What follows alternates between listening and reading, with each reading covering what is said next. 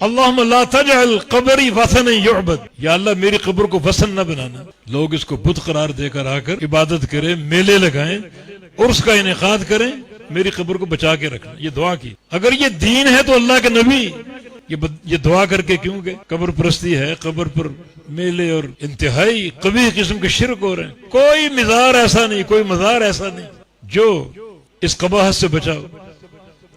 کم از کم دیے جلائے جاتے ہیں، کم از کم چادریں چڑھائی جاتی ہیں، اس میں وزراء کوبراء وقت کے حکام اور سب اس میں شریک، اخباروں میں خبریں آتی ہیں، فوٹو تصویریں چھپتی ہیں، اور یہ سارا امر غیرت کے خلاف ہے، اور اس برائی کو کم سے کم سمجھا جاتا ہے۔ حالانکہ یہ ایک امر جس کو حلال کہا جاتا ہے، یہ حرامہ ہے، کئی حرام کاموں کا مجموعہ ہے۔ دیا کیوں جلا رہے، چادر کیوں چڑھا رہے؟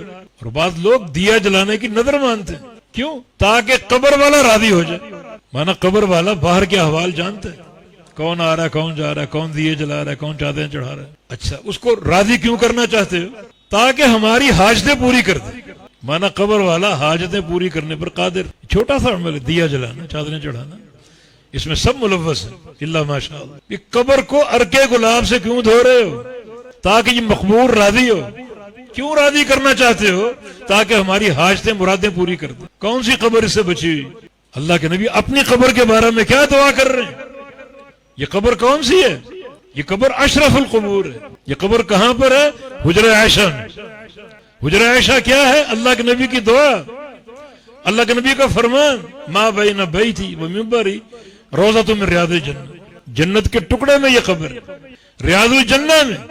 نبی علیہ السلام کی حدیث ہے، اللہ تعالیٰ جس بندے کو، جس نبی کو کسی مقام پر اس کا دفن ہونا پسند کر لے کہ میرے نبی کے دفن کے لیے فلاں ٹکڑا زمین کا سب سے بہترین، اللہ اسی ٹکڑے پر اپنے نبی کی روح قبض کرتا ہے۔